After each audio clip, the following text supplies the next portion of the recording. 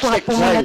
Next time po, bago po tayo magsulat ng mga ganon, kailangan kumuha po muna tayo ng mga dokumento under oath. At hindi tayo basta magbabase sa sinasabi Chair. ng mainstream media. Okay, Mr. Chair. Thank you.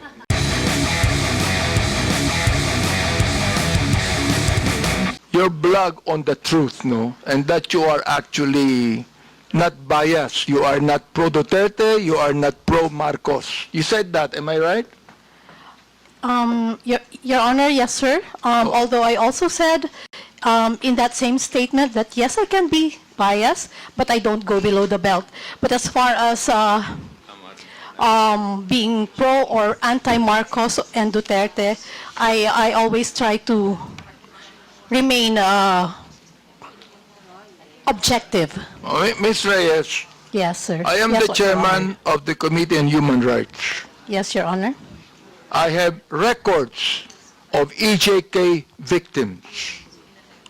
And you made a statement, it says right here, to the International Criminal Court, global community, and world media. Is this not a pro-Duterte statement? Can you please, sir, complete the whole No, not yet. Not yet. report? I'm going to complete this. I'm just referring to the first statement, to the International Criminal Court, global community, and world media. It means that you want to tell that to the International Criminal Court. Am I right? Dahil And therefore, Mr. Chair, you do not agree for the former president to be held in the ICC. Am I right? yes, Your Honor. Okay, very good. So therefore, you are pro Duterte. Don't tell me you are not. All right? Sir, can I No. pwede po akong sumagot? Let me ask another question to you. You said you need to see this. The so-called EJK victims under President Duterte, a massive hoax. Do you believe that, Mr. Chair? Yes, sir. Again, Where did you yes, get the information, Mr. Chair? Your Honor, sana po mabasa ng buo yung aking... Do you want me to give you documents on that?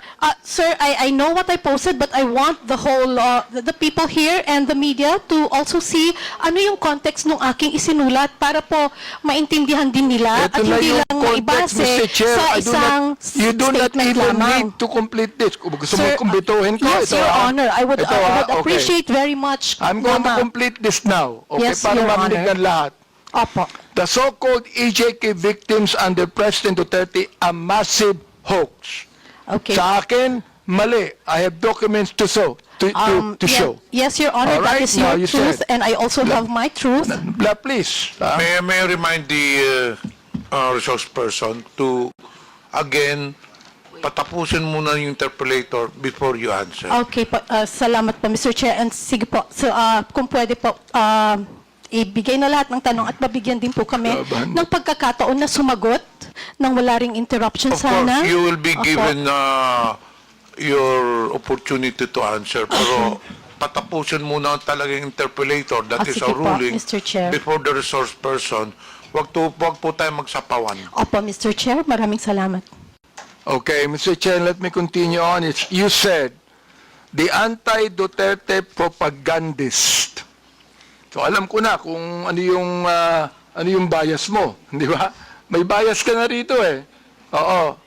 Okay, likely funded by drug cartels, terrorists, corrupt politicians, greedy oligarchs, and narco-politicians are desperately trying to manipulate the global narrative. What did you get the information about that, Mr. Chair? Pwede na po akong... Go ahead. Sige. Yes, Mr. Chair, pwede na po akong sumagot? Yes. Okay. Doon po sa mga nauna niyo pong tanong, kung saan, ang sabi ko nga po ay hoax.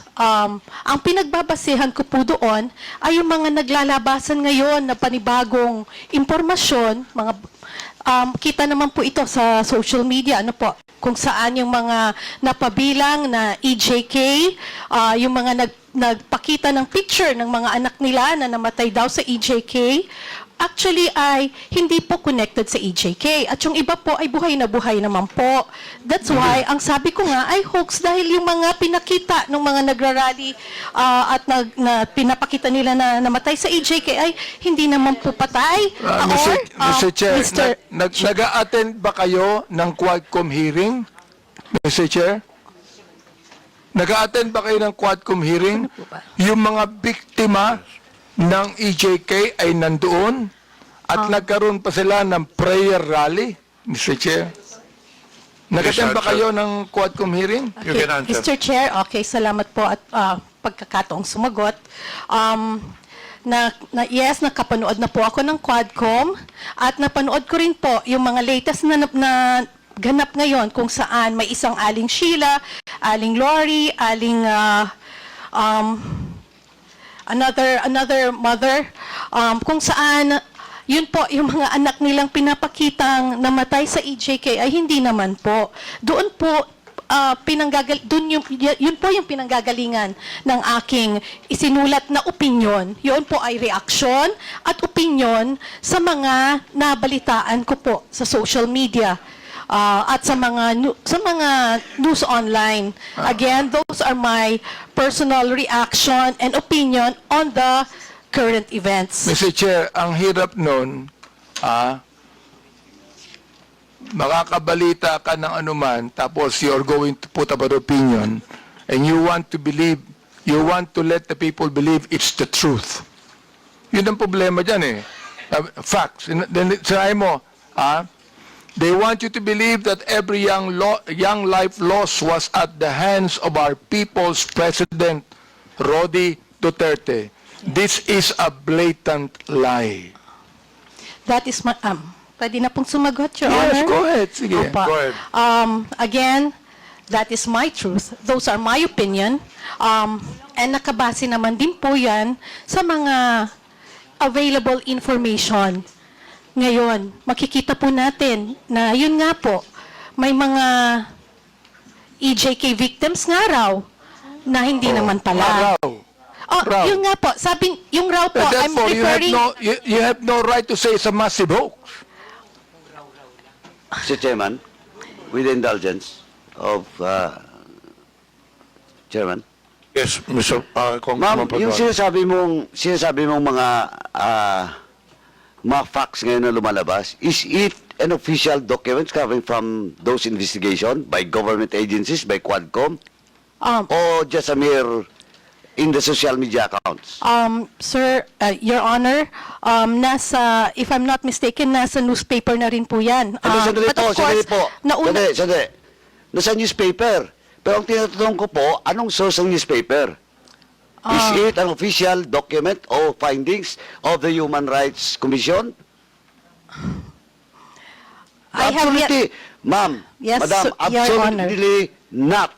Because during our hearing, the Quadcom, all those victims, yung mga families na nandun, was confirmed by Human Rights Commission. okay, Your Honor, In fact, we have all the list. Your Honor, can I also answer now, kung pwede po? Okay. Lumabas po na may mga kapatid, yung mga biktima, na sila po mismo ang nagdi-deny doon sa mga Mr. Chair, ibinabalita ngayon Mr. Chair, Mr. Mr. Chair, Chairman. I'd like to interject for a while here, while you're answering. Ang binabanggit mo, may nabalitaan ka? May nabalitaan ka?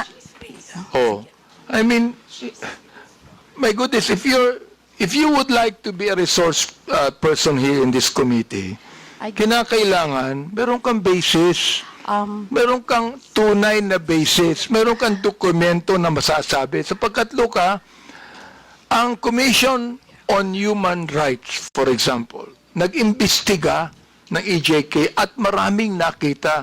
Kami, in my Committee of Human Rights, marami kaming nakita. Oo. Samantalang ikaw, sinasabi mo, massive hoax ito. Wag naman, Mr. Chair. Gusto kong maniwala sa statement mo kanina. Pero ngayon, itong statement na ito hindi na maganda O, nagsabi ka pa ng facts. Some of these so-called victims died years before or after Yes. Duterte's presidency. Where'd you get the information? Nasa balita po, Your Honor. Yung iba po ay namatay ngayong last year lang po, Madam. 2024. Mr. Chairman, Opo. Madam, sa Quadcom po, sa hearing namin, at it was confirmed by Human Rights Commission, lahat po na nakalista doon, under our records, was confirmed by Human Rights Commission. Wala po doon yung prior and Wait after lang po ha, kasi ako. ng Duterte's administration.